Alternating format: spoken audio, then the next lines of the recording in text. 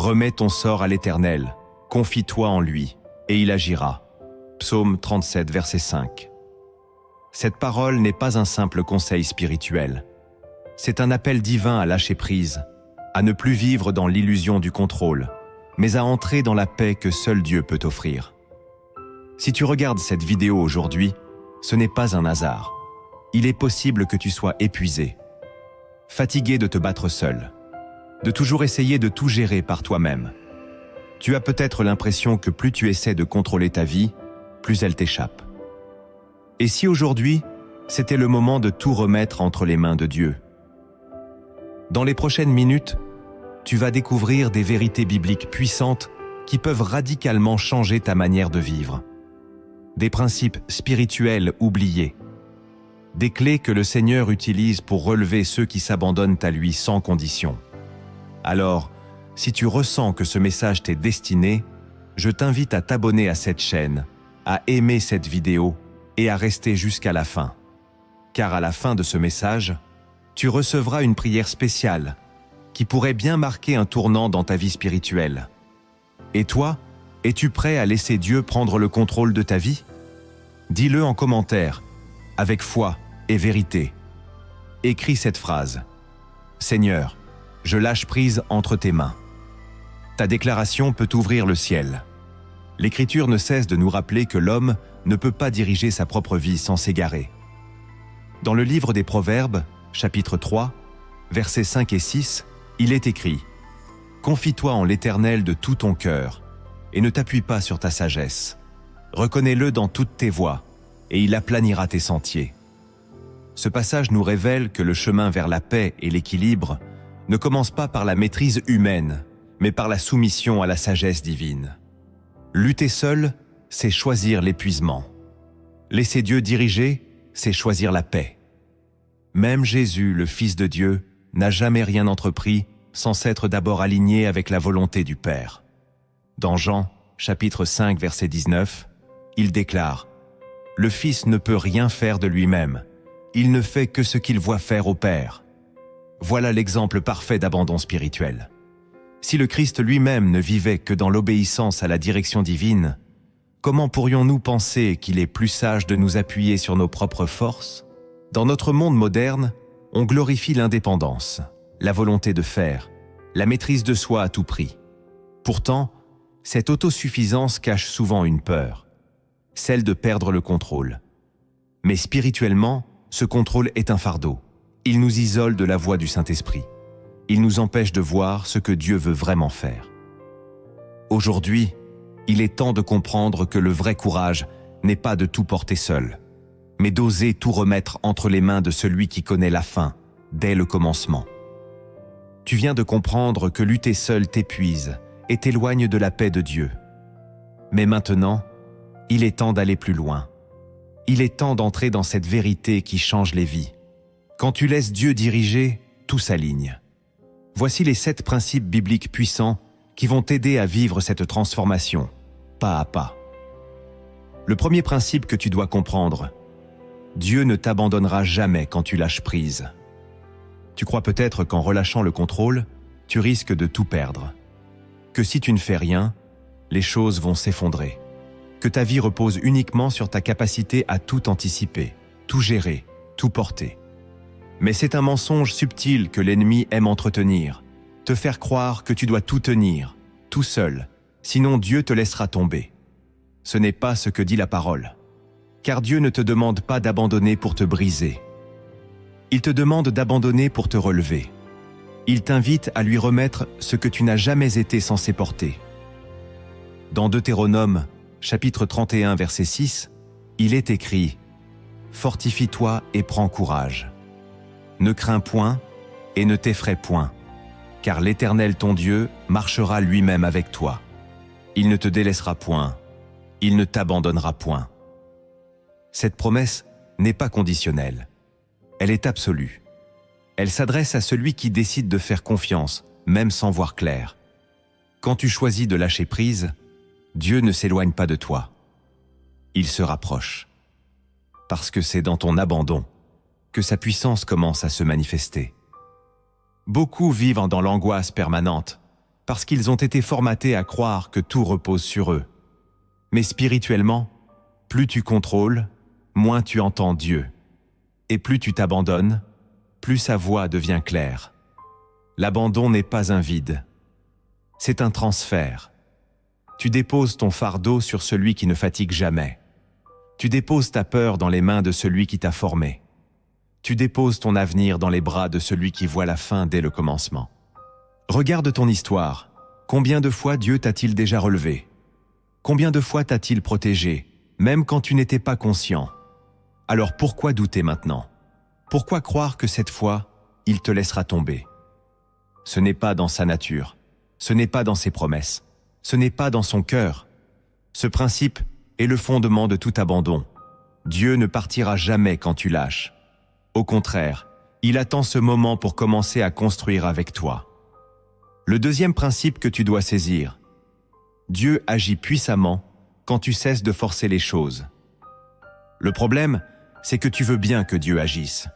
Mais souvent après que tu aies d'abord essayé toutes tes forces, toutes tes stratégies, toutes tes idées, et quand ça ne marche plus, quand tout te glisse entre les doigts, alors seulement tu penses à le laisser faire. Mais Dieu ne veut pas être ton dernier recours. Il veut être ton point de départ. Tant que tu forces, tu bloques. Tant que tu t'agites, tu empêches. Car le royaume de Dieu ne se manifeste pas dans l'agitation humaine, mais dans l'obéissance spirituelle. Écoute ce que Dieu dit à travers le prophète Zacharie, chapitre 4, verset 6. « Ce n'est ni par la puissance ni par la force, mais par mon esprit, dit l'Éternel des armées. » Tu comprends? Ce n'est pas par ton insistance, ce n'est pas par ta stratégie, ce n'est pas en multipliant les efforts humains que le ciel s'ouvre. C'est par l'Esprit de Dieu. Et l'Esprit agit là où il y a de la foi, de l'humilité, de la disponibilité. Forcer, c'est croire que sans toi, rien ne bouge. C'est s'imaginer que si tu t'arrêtes, tout s'écroule. Mais c'est faux. Ce n'est pas ton énergie qui soutient ta vie. C'est la main invisible de Dieu. Ce n'est pas ton intelligence qui te garde. C'est sa miséricorde. Et tant que tu t'accroches à ce que tu crois contrôler, tu empêches Dieu de faire ce que lui seul peut faire. C'est pourquoi parfois, il permet que tout échappe à ton contrôle, pour que tu comprennes que ce n'est pas toi qui tiens le plan, mais lui. Les plus grandes percées spirituelles n'arrivent pas quand tu fais plus, mais quand tu t'arrêtes. Quand tu dis « Seigneur, je ne comprends plus rien, mais je te fais confiance ». C'est là que la paix vient. C'est là que la direction descend. C'est là que Dieu ouvre une porte que personne ne pourra refermer. Tu ne verras jamais la puissance divine tant que tu veux encore tout maîtriser. Mais dès que tu t'abandonnes, tu verras ce que sa main peut accomplir sans que tu aies besoin de te battre. Le troisième principe que tu dois intégrer: Dieu parle dans le silence de ton abandon. Tant que tu t'agites, tu n'entends pas. Tant que tu cries à l'intérieur, tu n'écoutes pas. Et tant que tu veux contrôler les résultats, tu passes à côté de la voix qui te montre la direction. Dieu n'est pas un Dieu de bruit, d'agitation ou de performance. Il est un Dieu de présence. Et sa présence se révèle dans le calme. C'est une réalité spirituelle qui dérange notre génération, car aujourd'hui, tout pousse à courir, à remplir, à parler, à prouver. Mais dans le royaume de Dieu, la parole ne vient pas de la foule. Elle vient du silence. Souviens-toi du prophète Élie. Dans 1er Roi chapitre 19 verset 12, il est écrit « Il y eut un vent fort et violent qui déchirait les montagnes, mais l'Éternel n'était pas dans le vent. Après le vent, un tremblement de terre, mais l'Éternel n'était pas dans le tremblement. Après le tremblement, un feu, mais l'Éternel n'était pas dans le feu. Et après le feu, un murmure doux et léger. » C'est là, dans ce murmure, que Dieu se manifesta. Pas dans le spectacle, pas dans le fracas, dans le silence d'un cœur brisé, prêt à entendre. Lorsque tu t'abandonnes, tu entres dans cet espace sacré, un lieu intérieur où Dieu commence à te parler sans passer par les canaux habituels. Il parle à ton esprit, il dépose des impressions, il réoriente ton cœur. Mais cela n'arrive que lorsque tu te tais à l'intérieur, lorsque tu acceptes que le plan de Dieu n'a pas besoin de ton anxiété pour s'accomplir. Le bruit intérieur est une prison. Le silence, lui, est une porte. Une porte que Dieu ouvre lorsque tu lui dis « Je te fais confiance », même sans comprendre. Alors, si tu veux entendre Dieu, arrête de remplir chaque vide. Arrête de combler chaque silence. C'est là, précisément là, que sa voix descend. Et cette voix, une fois entendue, transforme tout. Car une parole de Dieu, reçue dans le calme, peut changer une vie entière en un seul instant. Le quatrième principe que tu dois accueillir, Dieu ferme certaines portes pour mieux te guider. Il y a des portes que tu as supplié Dieu d'ouvrir. Des relations que tu voulais sauver à tout prix. Des opportunités que tu croyais être des bénédictions. Et quand tout s'est refermé, tu as cru que Dieu t'avait oublié. Tu t'es senti abandonné, rejeté, mis de côté. Mais en réalité, Dieu t'aimait trop pour te laisser entrer dans ce qui allait te détourner de ton appel. Car parfois, les portes fermées sont des gestes de protection et non des punitions. Dans Apocalypse chapitre 3 verset 7, il est écrit « Voici ce que dit le Saint, le véritable, celui qui a la clé de David, celui qui ouvre, et personne ne fermera, qui ferme, et personne n'ouvrira. » Cette parole te rappelle une chose essentielle. C'est Dieu qui tient les clés, pas toi, pas les autres, pas le monde. Et quand il ferme une porte, ce n'est pas parce qu'il t'enlève quelque chose, mais parce qu'il te préserve. Il voit ce que tu ne vois pas. Il sait ce que tu ignores encore. L'abandon spirituel, c'est aussi accepter que Dieu dise non.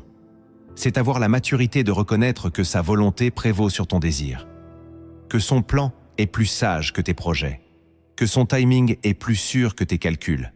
Il y a des choses que tu voulais absolument, mais qui t'auraient détruit si tu les avais obtenues. Et il y a des chemins que tu voulais suivre, mais qui t'auraient éloigné de sa voie. Chaque porte que Dieu ferme est une redirection, une boussole invisible qui t'emmène vers ce qui est vraiment pour toi. Le problème, c'est que tu ne le vois qu'après coup. Mais la foi, c'est apprendre à lui faire confiance, même quand ça claque devant toi. C'est dire « Seigneur, je ne comprends pas pourquoi cette porte s'est fermée, mais je crois que tu sais ce que tu fais. » Laisse Dieu être le gardien des portes, et tu verras qu'en fermant certaines entrées, il est en train de te conduire vers ta véritable destinée. Le cinquième principe que tu dois accepter, Dieu transforme tes fardeaux en témoignages. Tu regardes parfois ton passé avec douleur. Tu portes encore des fardeaux invisibles, des échecs, des trahisons, des déceptions que tu as essayé d'enterrer, mais qui reviennent te hanter dès que tu ralentis. Et tu te dis peut-être, comment Dieu pourrait-il faire quelque chose de tout ce chaos? Mais écoute bien, Dieu n'utilise pas les vies parfaites, il utilise les vies abandonnées. Ce n'est pas ton parcours qui le dérange. C'est ton refus de le laisser entrer dans ce parcours. Dans Matthieu chapitre 11 verset 28, Jésus dit « Venez à moi, vous tous qui êtes fatigués et chargés, et je vous donnerai du repos. » Il ne dit pas « Préparez-vous ». Il ne dit pas « Réglez vos problèmes ». Il dit « Venez, tel que tu es, avec tout ce que tu ne comprends pas, avec tout ce que tu portes depuis trop longtemps. Car ce que tu déposes à ses pieds, il le transforme. Il ne jette rien. Il rachète tout. Même tes pires saisons peuvent devenir des témoignages de sa grâce. Regarde autour de toi. Les plus grands serviteurs de Dieu sont souvent ceux qui ont traversé les plus grandes tempêtes. Non pas parce qu'ils étaient plus forts, mais parce qu'ils ont tout remis entre ses mains. C'est ça, la clé. Ne plus te battre contre ton passé, mais le remettre à celui qui sait en faire une arme de délivrance. Le témoignage n'est pas un luxe pour les croyants avancés. C'est une promesse pour chaque enfant de Dieu qui s'abandonne sincèrement. Alors, si ce message résonne en toi, ne le garde pas pour toi. Abonne-toi à cette chaîne pour recevoir encore d'autres paroles qui restaurent et fortifient. Et si tu sens que Dieu te parle aujourd'hui, aime cette vidéo maintenant pour dire « Je choisis de lui remettre mes fardeaux ». Car ton like n'est pas juste un clic, c'est une déclaration de foi. Une manière de dire « Je ne porterai plus seul ». Et si tu veux aller plus loin, partage en commentaire ce que Dieu t'a déjà aidé à transformer. Ton témoignage peut réveiller la foi de quelqu'un d'autre. Le sixième principe que tu dois retenir, Dieu ne bénit pas ce que tu contrôles, mais ce que tu lui confies. Il y a une vérité que beaucoup refusent d'accepter. Dieu n'a pas l'obligation de bénir ce que tu construis sans lui. Il n'est pas un accessoire spirituel que tu rajoutes à la fin d'un projet. Il est le fondement, le plan, l'architecte. Mais trop souvent, tu bâtis d'abord et tu prises ensuite. Tu choisis d'abord et tu demandes sa bénédiction après coup. Tu avances seul et quand tout s'écroule, tu cries vers le ciel. Mais Dieu ne bénit pas ce qui naît dans la précipitation. Il bénit ce qui est remis entre ses mains. Dans Proverbes chapitre 16, verset 3, il est écrit « Recommande à l'Éternel tes œuvres, et tes projets réussiront. » C'est une promesse, mais aussi une condition. Si tu veux voir la réussite selon Dieu, pas selon les standards du monde, mais selon les fruits durables du royaume, alors tu dois d'abord tout lui remettre, pas à moitié, pas symboliquement, vraiment. En disant « Seigneur, si ce projet n'est pas de toi, retire-le. Et si tu veux que je l'accomplisse, alors conduis-moi, pas à pas. » Dieu honore ceux qui lui font confiance dès le départ. Il prend plaisir à manifester sa gloire dans ce que tu lui confies sincèrement. Mais ce que tu protèges par orgueil, ce que tu tiens par peur, ce que tu refuses de lui livrer totalement, il le laisse entre tes mains. Non pas parce qu'il t'abandonne, mais parce que Dieu n'envahit jamais ce que tu refuses de lui ouvrir. Et tu l'as sûrement déjà vécu. Plus tu veux tout gérer, plus les choses t'échappent. Mais plus tu t'abandonnes, plus la paix descend. Ce n'est pas magique, c'est spirituel. Il y a des bénédictions suspendues qui attendent seulement que tu lâches prise. Pose-toi cette question. Qu'est-ce que tu contrôles encore aujourd'hui par peur et que tu devrais remettre à Dieu? Car ce que tu confies à l'Éternel, il le garde. Et ce que tu lui abandonnes, il le fait fleurir en son temps. Le septième principe que tu dois graver dans ton cœur. Dieu fait au-delà de ce que tu peux imaginer quand tu t'abandonnes pleinement. Tu as tes plans, tes rêves, tes projets soigneusement construits. Tu as aussi tes limites, tes blessures, et parfois ta peur de rêver trop grand. Alors tu avances prudemment, tu calcules, tu sécurises, tu limites ce que Dieu pourrait faire sans même t'en rendre compte. Mais ce que Dieu prépare dépasse tout ce que tu as pu formuler avec ta propre intelligence. Tant que tu restes dans le raisonnable, tu restes dans l'humain. Mais quand tu t'abandonnes pleinement, Dieu commence à manifester le surnaturel. Dans Éphésiens chapitre 3 verset 20, l'apôtre Paul écrit « À celui qui peut faire, par la puissance qui agit en nous, infiniment au-delà de tout ce que nous demandons ou pensons. » Ce verset est une déclaration céleste. Il te dit que Dieu ne se limite pas à tes prières. Il va au-delà. Mais cela n'est possible que lorsque tu le laisses agir librement, lorsque tu t'abandonnes sans condition, sans clause, sans plan B. L'abandon complet, c'est dire « Seigneur, je te donne tout, même ce que je ne comprends pas, même ce que je n'ai jamais osé te confier. » C'est un acte radical de foi. Et c'est là que Dieu commence à agir sans que tu comprennes comment. Il ouvre des chemins que tu n'aurais jamais envisagés. Il restaure ce que tu croyais perdu à jamais. Il accélère ce qui prenait des années. Il envoie les bonnes personnes, au bon moment, sans que tu aies à forcer. Mais tant que tu gardes une main sur le volant, tu limites ce que Dieu peut faire. Il respecte ton espace. Il ne forcera pas. Mais dès que tu dis « Je te laisse tout », le ciel s'ouvre. Et ce qui te semblait impossible devient ton témoignage. Alors retiens ceci, ton imagination a une limite. La puissance de Dieu, non. Et cette puissance agit en toi, si tu lui laisses toute la place. Lâche ce que tu tiens encore. Tu verras Dieu faire infiniment plus que ce que tu espérais. Maintenant que tu as découvert les principes qui t'aident à t'abandonner à Dieu, il est temps d'aller plus loin. Il est temps de percer ce que Dieu ne révèle qu'à ceux qui lui laissent vraiment toute la place. Voici 7 révélations cachées dans les Écritures. 7 vérités célestes que Dieu murmure dans le secret de l'abandon. Premièrement, Dieu ne te libère pas après ton abandon, mais à travers ton abandon. Tu attends peut-être que Dieu agisse avant de lâcher prise. Tu pries, tu jeûnes, tu réclames sa main. Mais au fond, tu gardes encore la maîtrise. Comme si Dieu devait d'abord prouver qu'il va intervenir avant que tu consentes à lui faire confiance. Mais la liberté ne vient pas après l'abandon. Elle vient dans l'abandon. Le relâchement de ta volonté n'est pas une condition pour le miracle. C'est le terrain où le miracle germe. Dieu n'est pas un marchand de promesses, il est un père. Et comme tout bon père, il veut d'abord ton cœur. Tant que tu tiens tout en tension, tant que tu veux garder un œil sur tout, il attend. Pas pour te punir, mais pour que tu comprennes que ce n'est qu'en déposant le fardeau que tu verras sa gloire. Souviens-toi de Moïse.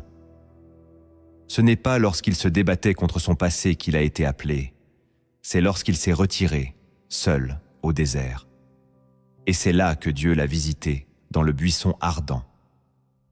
L'abandon précède toujours l'intervention divine, car Dieu ne travaille pas sur ton terrain de contrôle. Il travaille dans le désert de ton cœur, là où il n'y a plus de stratégie, plus d'issue, plus de force humaine. Seulement lui. Quand tu t'abandonnes, ce n'est pas un recul, c'est une avancée spirituelle. Tu passes d'une vie conduite par la peur à une vie fondée sur la confiance. Tu ne seras jamais aussi libre que lorsque tu cesseras de contrôler. Car c'est précisément dans ce relâchement que Dieu pose ses fondations. Ce que tu abandonnes devient entre ses mains une matière de résurrection. Ce que tu retiens reste une lutte inutile. Alors pose-toi cette question. Est-ce que je retarde mon miracle parce que je refuse encore de lâcher? Le jour où tu t'abandonnes complètement, tu n'attends plus la libération. Tu découvres que la libération est l'abandon. Deuxièmement, ce que tu perçois comme un retard est souvent une préparation divine. Il y a des saisons où tu demandes à Dieu « Pourquoi tu tardes ?» Tu pries, tu persévères, tu attends. Mais rien ne bouge. Et cette attente, lentement, devient lourde. Tu te dis que peut-être Dieu t'a oublié. Ou pire, qu'il t'ignore. Mais si tu voyais ce que lui voit, tu comprendrais que ce silence n'est pas un rejet. C'est une œuvre cachée, un travail profond, fait dans les coulisses de ton âme. Car Dieu ne t'envoie jamais sur une terre promise, tant que ton cœur est encore attaché à l'Égypte. Le silence de Dieu est souvent une école où il forge ta foi, ton caractère, ton discernement. Ce que tu vis comme une frustration, lui le voit comme une fondation. Regarde la vie de Joseph. Quand ses frères l'ont trahi, quand il a été enfermé, quand il a été oublié, il aurait pu crier à l'injustice.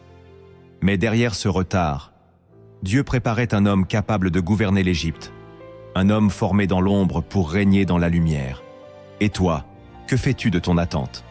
Te plains-tu ou te laisses-tu former? Dans Psaume chapitre 27, verset 14, il est écrit « Espère en l'Éternel. Fortifie-toi et que ton cœur s'affermisse.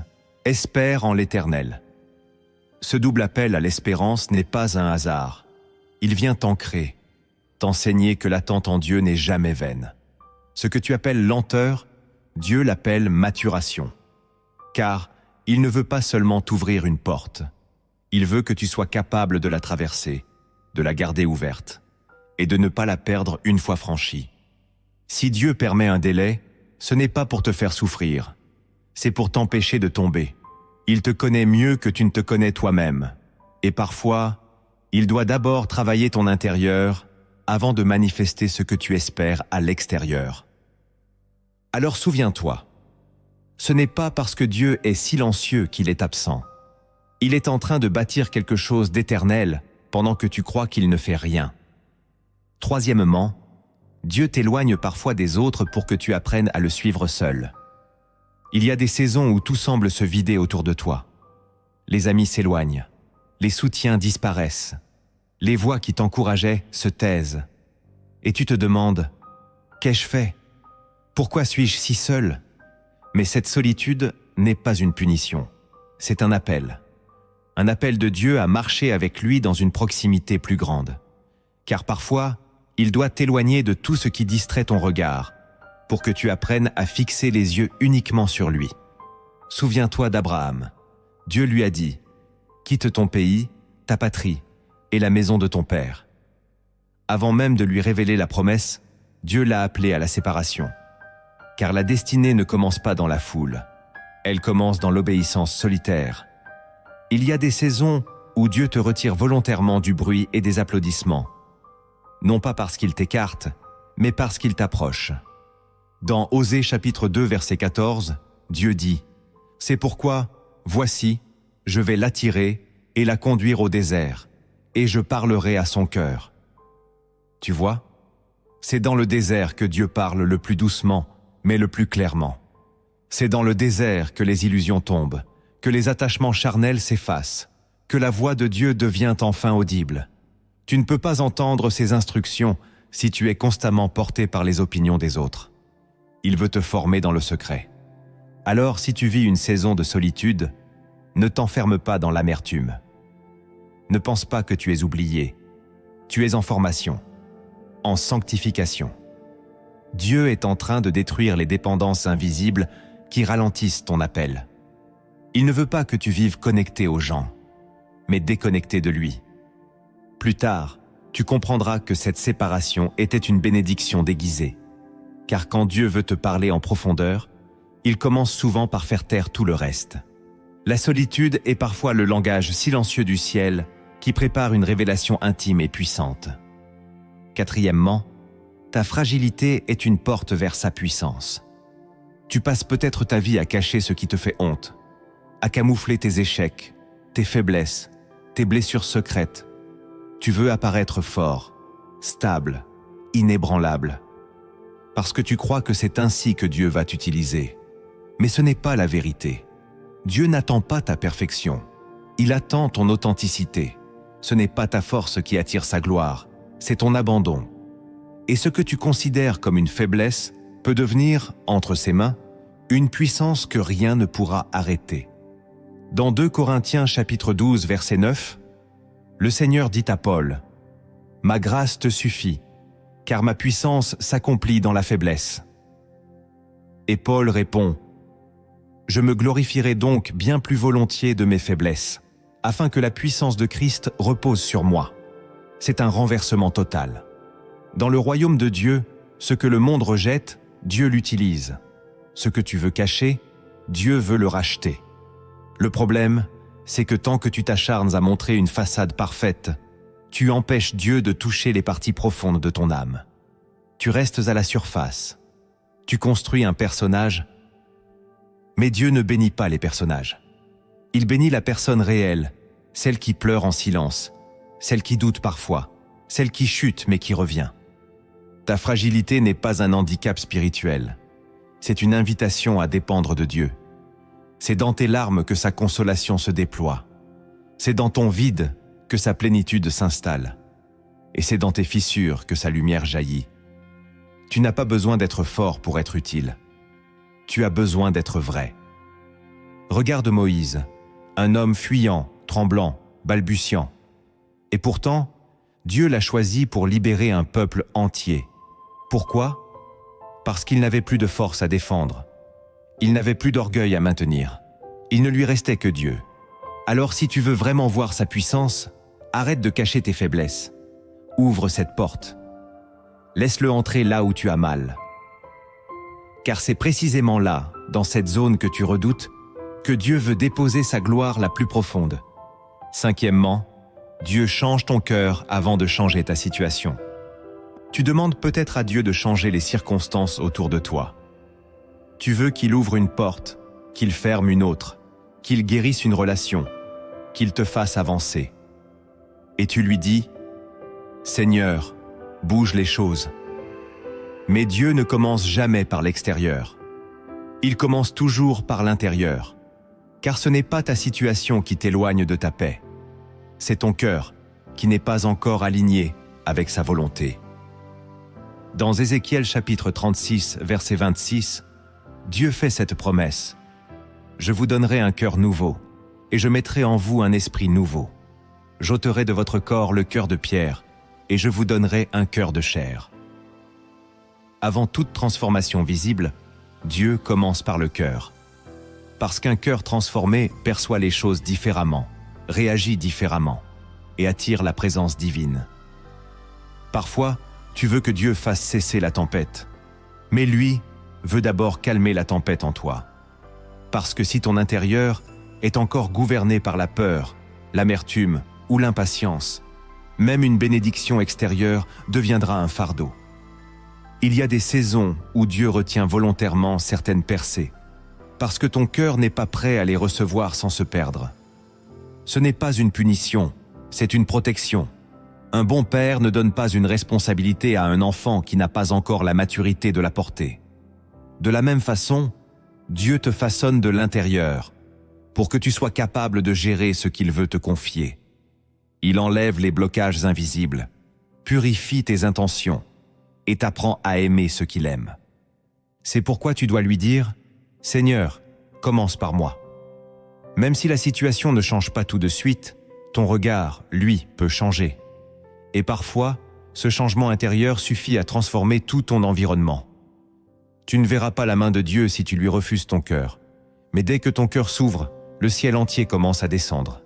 Et toi, as-tu déjà demandé à Dieu de changer ton cœur avant de changer ta situation?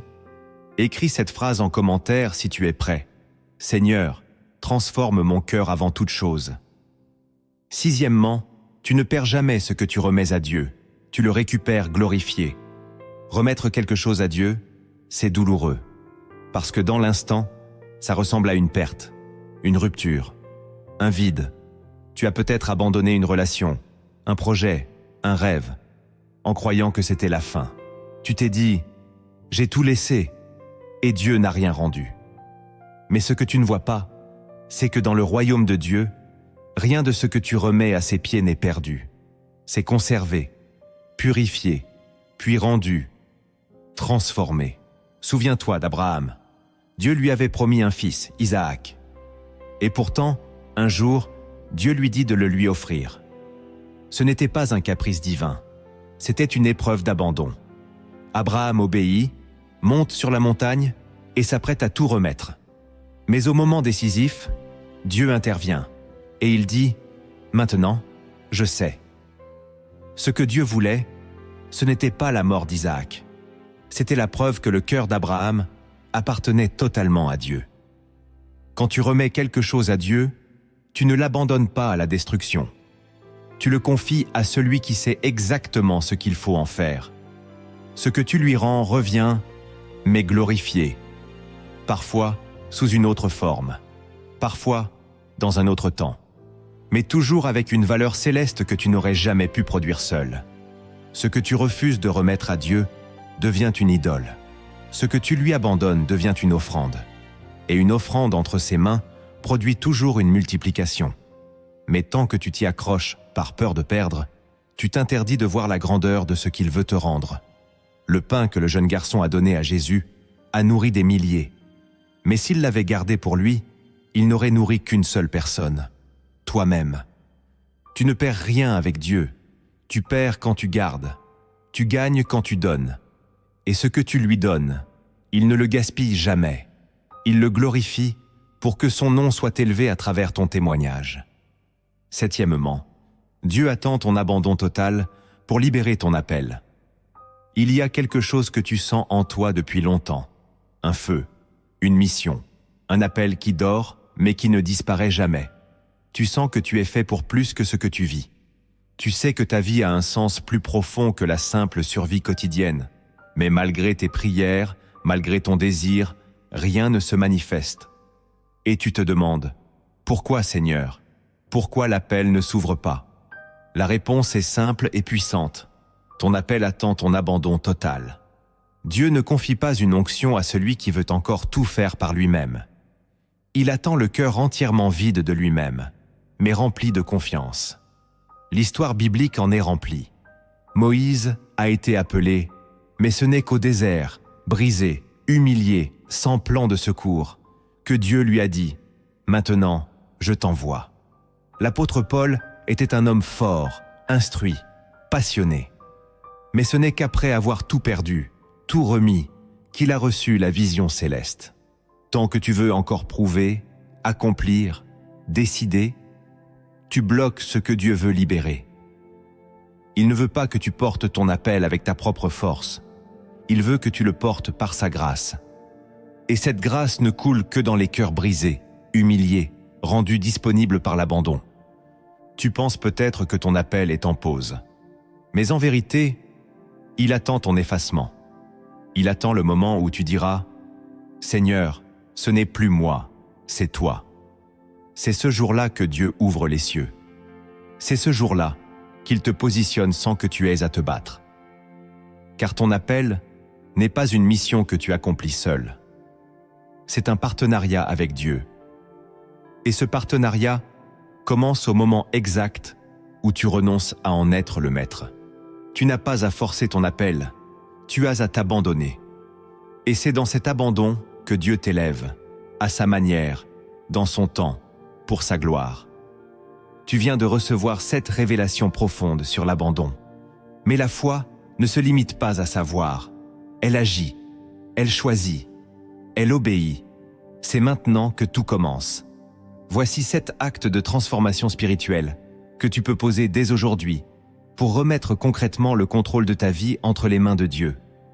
Que chacun d'eux devienne un tournant dans ton chemin spirituel. Le premier acte que tu dois poser, remplace la prière de contrôle par la prière d'abandon. Tu pries peut-être depuis des années. Tu demandes des choses précises.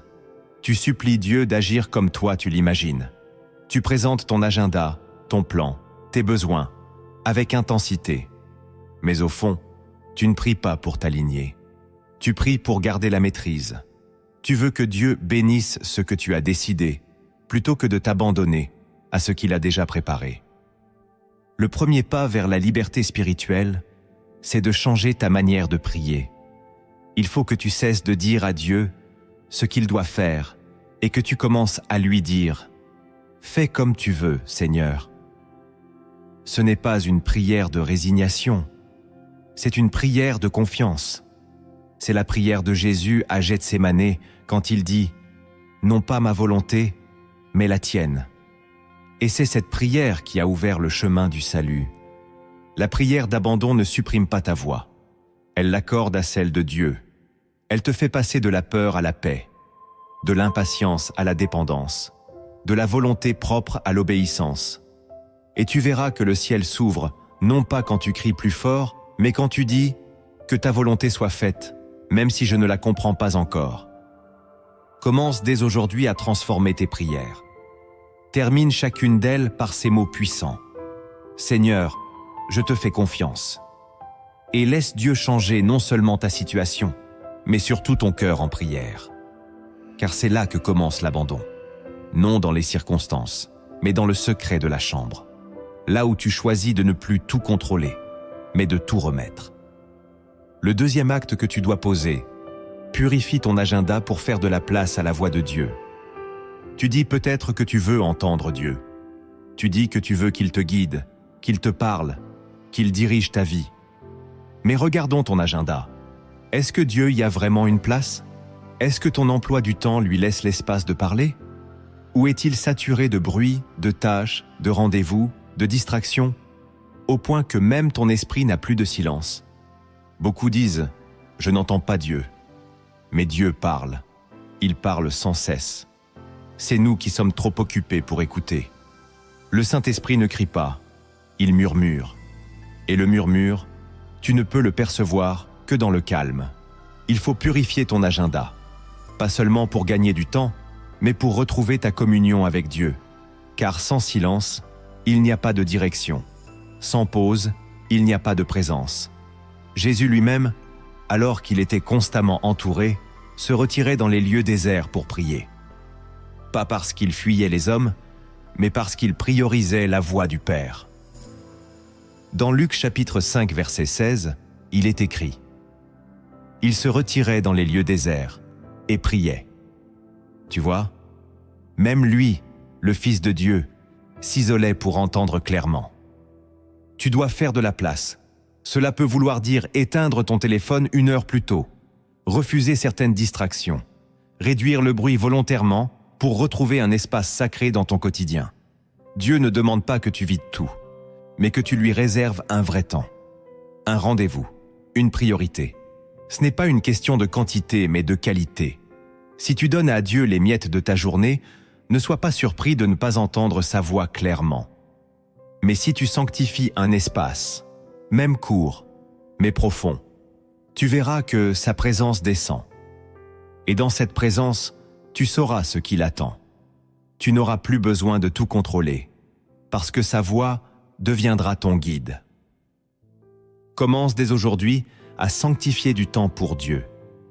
Purifie ton agenda, et tu verras que le silence que tu fuyais devient le lieu de sa révélation. Le troisième acte que tu dois poser, apprends à bénir Dieu même quand tu ne comprends rien. Il y a des moments où tout te dépasse, où les prières semblent sans réponse, où les événements s'enchaînent sans logique, et où ton cœur crie. Pourquoi ? Tu veux comprendre. Tu veux que Dieu t'explique. Tu veux du sens. Mais Dieu ne se justifie pas, il se révèle. Et cette révélation ne vient pas toujours par des réponses, mais par la louange au milieu du mystère. Dans le livre de Job, on lit l'histoire d'un homme brisé, incompris, humilié, abandonné. Et pourtant, au chapitre 1, verset 21, il dit « L'Éternel a donné, et l'Éternel a ôté, que le nom de l'Éternel soit béni. » Tu entends ? Job ne comprenait rien, il n'avait aucune explication, mais il a choisi de bénir Dieu quand même. C'est là une clé puissante de transformation. Apprendre à adorer, non parce que tu vois, mais parce que tu crois.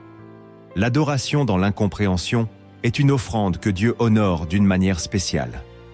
Elle dit « Seigneur, même dans le brouillard, tu es digne. Même dans le silence, tu es Dieu. » C'est cette adoration-là qui transforme ton cœur plus que n'importe quelle réponse. Quand tu bénis Dieu sans comprendre, tu refuses à l'ennemi l'accès à ta foi. Tu coupes court à l'amertume. Tu t'élèves au-dessus des circonstances. Et dans cet acte, quelque chose se passe dans le monde spirituel. Dieu voit, Dieu entend, Dieu se souvient. Ce que tu vis aujourd'hui ne sera peut-être jamais expliqué dans cette vie. Mais le ciel ne te demandera pas si tu as tout compris. Il te demandera si tu as continué à adorer. Et si tu choisis de lever les mains au lieu de te plaindre, alors tu donnes à Dieu la place de transformer ton désert en source, ton épreuve en témoignage. Commence dès aujourd'hui. Dis à haute voix, même si c'est dur, « Seigneur, je te bénis, même si je ne comprends rien. » Et tu verras, cette parole ouvrira une paix que les explications ne pourront jamais t'apporter. Le quatrième acte que tu dois poser, pardonne à ceux qui t'ont blessé pendant ta lutte. Lorsque tu traverses une saison difficile, les blessures ne viennent pas seulement des circonstances. Elles viennent aussi des personnes, des paroles mal placées, des silences destructeurs, des abandons inattendus, et parfois même des trahisons de ceux que tu croyais être les plus proches. Alors ton cœur se ferme. Tu avances, mais avec un poids invisible. Un poison discret, mais réel, l'amertume. Ce que tu ne sais peut-être pas, c'est que cette amertume empêche Dieu de reconstruire en toi. Tant que tu gardes rancune, tu bloques la circulation de sa paix. Tant que tu refuses de pardonner, tu restes lié à la saison que tu veux fuir. Le pardon ne justifie pas l'autre, il libère ton âme. Il ne nie pas la douleur, mais il t'interdit de t'enchaîner à elle. Jésus, au moment même de la croix, dans l'agonie la plus profonde, prononce ces mots « Père, pardonne-leur, car ils ne savent ce qu'ils font. » Luc chapitre 23, verset 34. Il n'a pas attendu que les autres s'excusent. Il n'a pas attendu que la justice soit faite. Il a pardonné pour que la grâce circule, pour que son sacrifice reste pur. Et toi, à qui dois-tu dire « Je te pardonne », même si tu ne l'as jamais demandé ? Le pardon est un acte d'autorité spirituelle. Ce n'est pas une émotion, c'est une décision. Et chaque fois que tu pardonnes, tu reprends le terrain que le diable voulait occuper dans ton cœur. Tu refuses de devenir prisonnier de ceux qui t'ont blessé. Tu dis « Je ne vais pas être défini par cette douleur. » Et Dieu, en voyant cela, vient réparer ce que toi seul ne pouvais pas toucher. Alors aujourd'hui, fais cette prière. « Seigneur, je te remets ceux qui m'ont fait du mal. Je choisis de les libérer pour que tu me libères. Tu verras que ce que tu croyais perdu reviendra autrement. car Dieu reconstruit avec ce que tu lui remets, et le pardon est la clé qui ouvre cette reconstruction. Le 5e acte que tu dois poser, accepte de ne pas tout savoir pour avancer dans la foi. Il y a en toi un besoin de comprendre, de tout décoder, de savoir pourquoi, quand, comment. Tu veux que Dieu te montre le plan complet avant de lui dire oui. Mais ce n'est pas ainsi qu'il agit. Dieu révèle rarement tout à l'avance. Il te donne une lumière pour aujourd'hui, pas un projecteur pour les 10 prochaines années. Pourquoi ? Parce que ce n'est pas la connaissance qui produit la foi, c'est la confiance.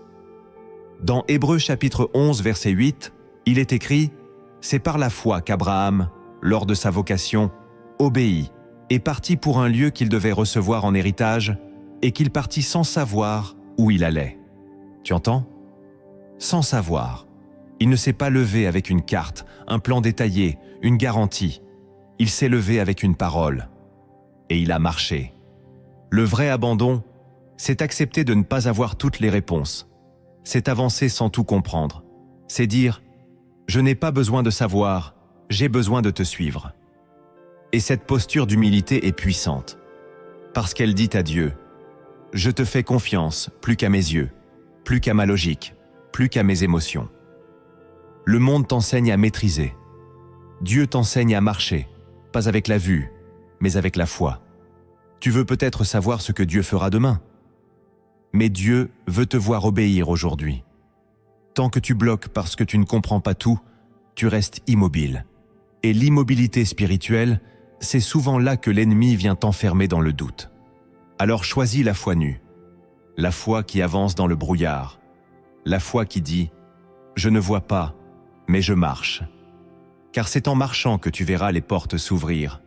C'est en obéissant sans comprendre que tu découvriras la fidélité de Dieu. Aujourd'hui, déclare ceci dans ton cœur. Je n'ai pas besoin de tout savoir. J'ai seulement besoin de te faire confiance. Et laisse Dieu diriger tes pas, un jour à la fois. Le 6e acte que tu dois poser, fais un pas concret vers ce que Dieu t'a déjà demandé. Parfois tu pries en disant « Seigneur, parle-moi ». Tu demandes de nouvelles directions, de nouvelles confirmations, de nouvelles révélations. Mais en réalité, Dieu t'a déjà parlé. Il t'a déjà donné une instruction, une conviction, une pensée insistante, un appel discret, que tu as peut-être ignoré, repoussé ou remis à plus tard. Ce que Dieu attend maintenant, ce n'est pas une autre prière, c'est une première obéissance. Dieu ne donne pas la suite du chemin à celui qui n'a pas encore obéi à la première étape. Pourquoi te confierait-il davantage si tu n'as pas encore accompli ce qu'il t'a déjà montré ? Dans Jacques chapitre 1 verset 22, il est écrit « Mettez en pratique la parole et ne vous bornez pas à l'écouter, en vous trompant vous-même par de faux raisonnements. » Ce verset est une mise en garde. Écouter sans agir te plonge dans une illusion spirituelle. Tu crois avancer, mais tu tournes en rond. L'abandon authentique n'est pas passif. Il est actif, il écoute et il répond. Il prie et il bouge.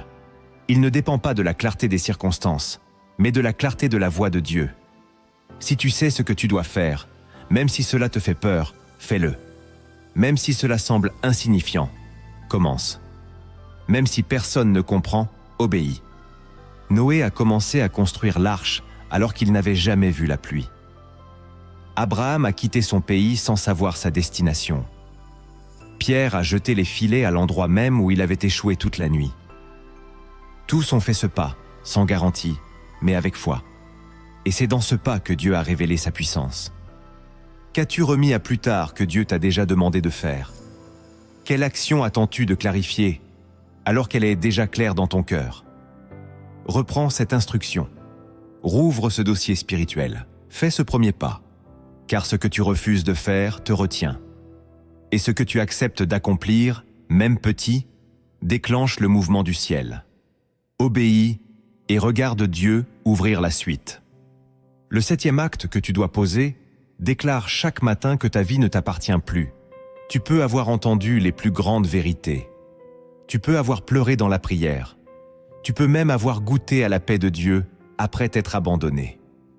Mais si tu ne choisis pas de renouveler cet abandon chaque jour, il s'efface. Le cœur humain est fragile. Il revient rapidement à ses réflexes de contrôle. Il cherche à reprendre ce qu'il avait confié la veille. C'est pour cela que l'abandon ne doit pas être un moment unique. Il doit devenir un style de vie. Chaque matin, avant même d'ouvrir tes messages, avant même de penser à ta journée, il te faut faire une chose, déclarer que ta vie ne t'appartient plus. Dire à Dieu, dans le secret de ton cœur, « Cette journée est à toi. Mes projets, mes relations, mes décisions, mes pensées, tout t'appartient. » Dans Galates chapitre 2, verset 20, l'apôtre Paul déclare « Ce n'est plus moi qui vis, c'est Christ qui vit en moi. » C'est plus qu'une belle phrase. C'est une réalité quotidienne, une conscience constante. Ma vie n'est plus ma propriété, elle est une offrande. Et cette déclaration matinale change tout. Elle réoriente ton regard, elle déplace ton centre. Elle te rappelle que tu n'es pas seul maître à bord. Tu es un fils, une fille, conduit par l'Esprit de Dieu. Et cela t'apporte une paix que rien d'autre ne peut produire. Car quand Dieu dirige ta journée, tu ne vis plus dans la panique. Tu avances dans la foi. Tu n'as pas besoin de longues prières. Tu as besoin de vérité. Une phrase sincère, dite avec tout ton cœur suffit. Seigneur, ma vie est à toi aujourd'hui. Conduis-moi. Cette phrase est une clé, une porte, une autorisation que tu donnes à Dieu d'entrer pleinement dans ta réalité. Commence demain matin. Avant toute chose, dis-le à voix haute et observe, jour après jour, comment cette simple déclaration transforme non seulement ton agenda, mais ton âme. Maintenant que tu connais ces 7 actes de transformation, je veux t'emmener dans une dernière image. Une histoire céleste. Une parabole invisible que l'esprit murmure à ceux qui lâchent prise. Écoute-la non avec ta raison, mais avec ton cœur, car elle contient une clé cachée, celle qui ouvre la porte entre ton combat et la paix de Dieu. L'homme est la clé du vent.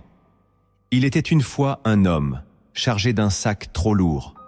Il avançait depuis des années, le dos courbé, les bras fatigués, le regard vers le sol. À chaque tournant de la route, il disait à Dieu, « Donne-moi de la force pour continuer. » Et Dieu, en silence, le regardait, sans répondre. Un jour, l'homme arriva au sommet d'une colline. Là, il trouva une vieille cabane avec une serrure étrange. Devant la porte, une inscription. « Celui qui entre ici trouve la paix. » Mais aucune clé en vue.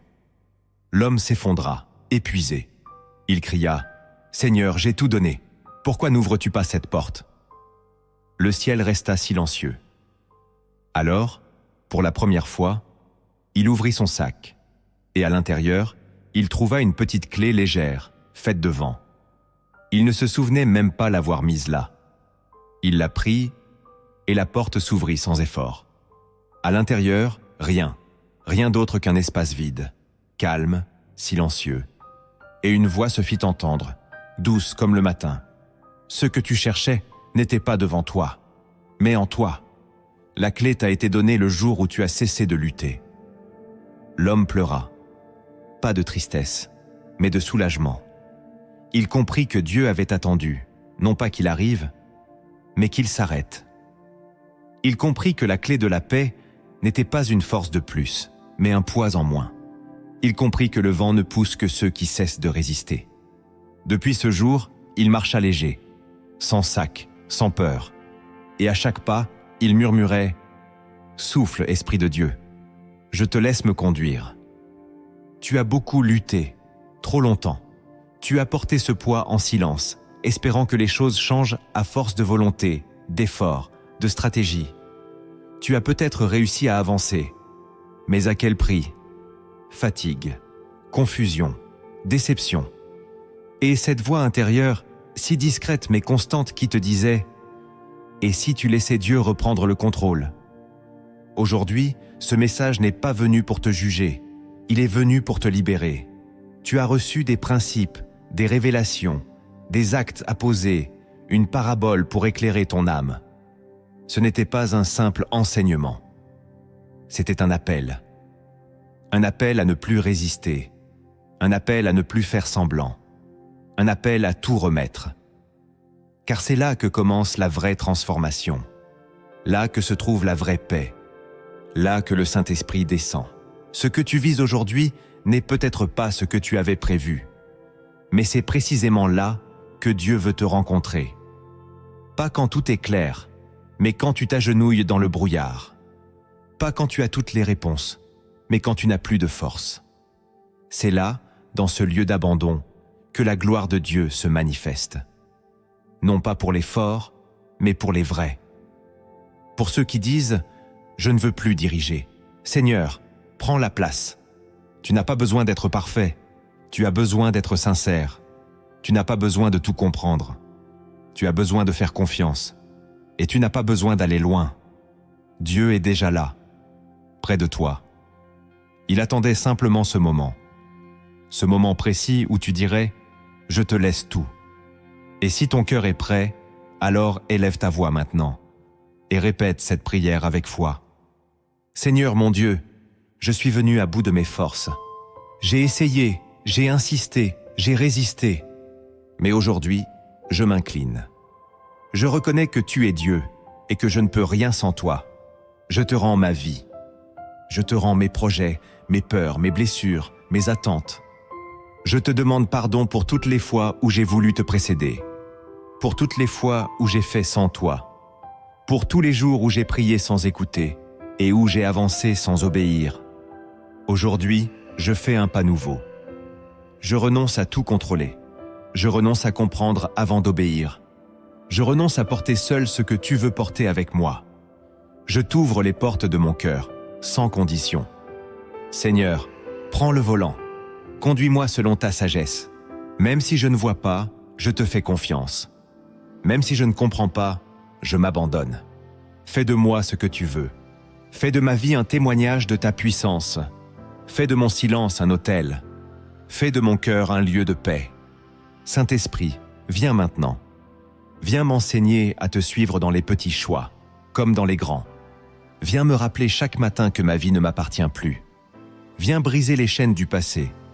Viens souffler dans les couloirs fermés. Viens et fais tout neuf. Je déclare que je suis à toi. Pas seulement par les mots, mais par mes décisions. Pas seulement par mes larmes, mais par mon obéissance. Aujourd'hui, une page se tourne.